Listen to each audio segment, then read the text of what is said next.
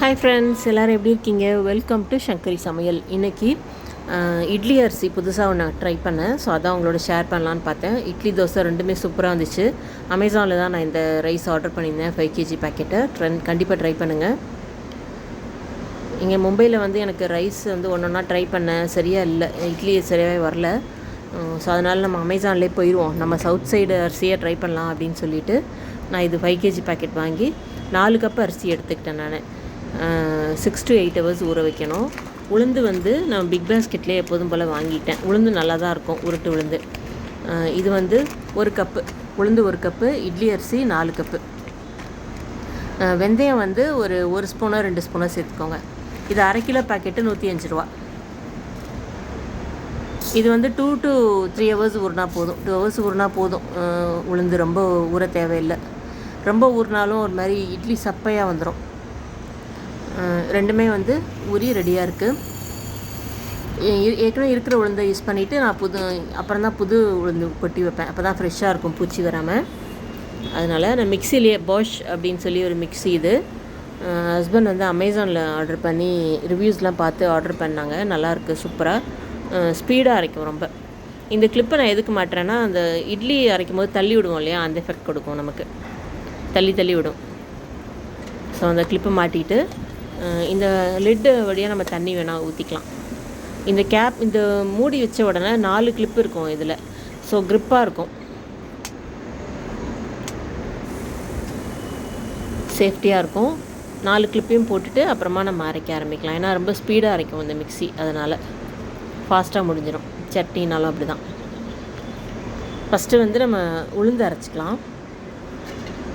உளுந்து வந்து 2 செட்டாக போட்டு நான் அரைச்சிக்கிறேன். ஃபஸ்ட்டு உளுந்து சேர்த்துட்டு கொஞ்சம் அரைச்சிட்டு அப்புறம் கொஞ்சம் தண்ணி ஊற்றிக்கணும். உளுந்து அரைச்சி எடுத்தாச்சு, சூப்பராக வந்திருக்கு. இந்தளவுக்கு வறுக்கணும் உளுந்து. ரொம்ப தண்ணியாகவும் அரைச்சிடக்கூடாது உளுந்து. தேவையான அளவு தண்ணி ஊற்றணும். அரிசியும் வந்து 2-3 ஷிஃப்டாக போட்டு நான் அரைச்சிக்கிறேன். பாதி ஜார் போட்டு அரைங்க, நல்லா வரும். காலையில் பாருங்கள், நைட் நான் அரைச்சி வச்சேன், காலையில் நல்லா புஸ்ன்னு வந்துருச்சு. இந்த ஸ்னோ இருக்குது பார்த்திங்களா, அந்த மாதிரி இருக்கும். எடுத்து காமிக்கிறேன் பாருங்கள், எப்படி இருக்கு பாருங்கள். நல்லா புஸ்ன்னு வந்திருக்கு, நல்லா கரெக்டாக புளிச்சிருக்கு. சம்மரில் சீக்கிரம் புளிச்சிடும், வின்டர் மழை காலத்தில் உங்களுக்கு ரொம்ப டைம் எடுக்கும். இது வந்து ஒரு 6 hours நைட் போட்டிங்கன்னா காலையில் புளிச்சிடும். காலையில் நீங்கள் அரைச்சிங்கன்னா ஈவினிங் ஒரு 4-5 மணி இல்லை 3 மணிக்கெலாம் புளிச்சிடும், சம்மர் டைம்னால். அப்போ நீங்கள் எடுத்து ஊற்றுனீங்கன்னா இட்லி கரெக்டாக வரும். புளிக்கலன்னா இட்லி உங்களுக்கு சரியாக வராது, சாஃப்டாக வராது.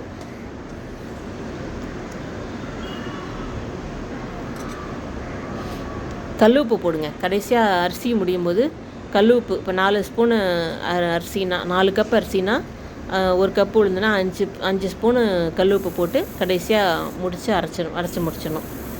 தோசை இட்லி ரெண்டுமே நான் ஊற்றி காமிக்கிறேன். தோசை வந்து நான் இரும்பு தவாவில் தான் செய்வேன் நான். தோசை நல்லா வரும். அதுவும் இல்லாமல் இந்த அரிசி வந்து நம்மளே ப்ரௌனாக வந்துச்சு தோசை. நான் நினைக்கவே இல்லை, அவ்வளோ நல்லா வந்துச்சு. இந்த அரிசி சூப்பராக இருக்குது, கிறிஸ்பியாக வந்துச்சு. ஒரு பக்கம் சாஃப்டாக, ஒரு பக்கம் கிறிஸ்பியாக. நான் மூடி வச்சு தான் தோசை சுடுவேன் எப்போதுமே. ஸோ ஒரு பக்கம் தான் வேக விடுவேன், ஒரு பக்கம் தான் ஊற்றுவேன். மூடி வைக்கும்போது 2 பக்கமும் நல்லா ஈவனாக வெந்துடும். இட்லி வந்து இந்த தோசை வந்து நான் இன்னொன்று ஊற்றி காமிக்கிறேன். மூடி வச்சுட்டு நல்லெண்ணெய் இல்லைன்னா நெய் இதான் நான் யூஸ் பண்ணுவேன் எப்போதுமே. தோசைக்கு நல்லாயிருக்கும். தோசைப்பொடி எனக்கு ரொம்ப இஷ்டம். தோசைப்பொடி நல்லெண்ணெய் விட்டு, சட்னி இருந்தாலும் எனக்கு வந்து பொடி வேணும் எப்போதுமே. சிங்க பாருங்கள் எவ்வளோ ப்ரௌனாக இருக்கு பாருங்கள், கோல்டன் ப்ரௌனில். டேஸ்ட்டும் ரொம்ப நல்லா இருந்துச்சு இந்த தோசையோட டேஸ்ட்டு. நம்ம பேக்கெட்லாம் வாங்கி மாவு பேக்கெட் யூஸ் பண்ணால் புளிக்கும், ஒரு மாதிரி உப்பு இருக்காது, புளிக்கும், நல்லா இருக்காது. ஸோ இதை நான் சாப்பிட்ட உடனே ரொம்ப நல்லா இருந்துச்சு. நான் இனிமேல் இந்த அரிசி தான் வாங்க போகிறேன். செம்மையாக இருந்துச்சு டேஸ்ட்டு. பசங்களுக்கு வந்து சீஸ் தோசை கொஞ்சம் வெந்ததும் சீஸை போட்டுருங்க. சீஸை வச்சுட்டு மூடி வச்சிட்டிங்கன்னா அப்படியே மெல்ட் ஆகிடும். சீஸ் மெல்ட் ஆகி அந்த சூட்டுக்கே இன்னும் கொஞ்சம் மெல்ட் ஆக ஆரம்பிச்சிடும். ஸோ இதோட நிறுத்திக்கலாம்.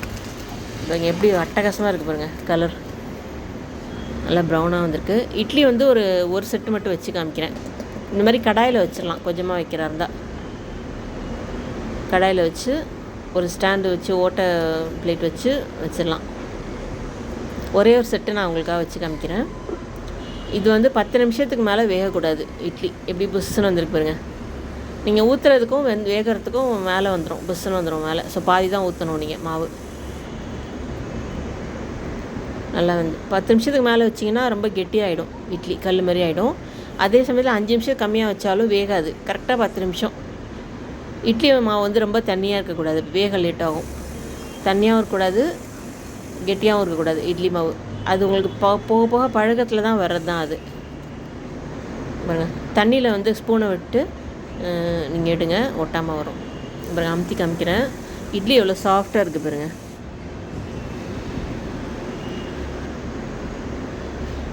சுட சுட சாப்பிடுங்க, சூப்பராக இருக்கும். பிச்சு காமிக்கிறேன். உள்ளே பாருங்கள், உள்ளே இந்த போர்ஸ் வந்துடும். கரெக்டான ஃபர்மெண்டேஷன் ஆகிருக்கு, புளிச்சிருக்குன்னா உள்ளே இந்த போர்ஸு. ட்ரை பண்ணுங்கள் ஃப்ரெண்ட்ஸ்.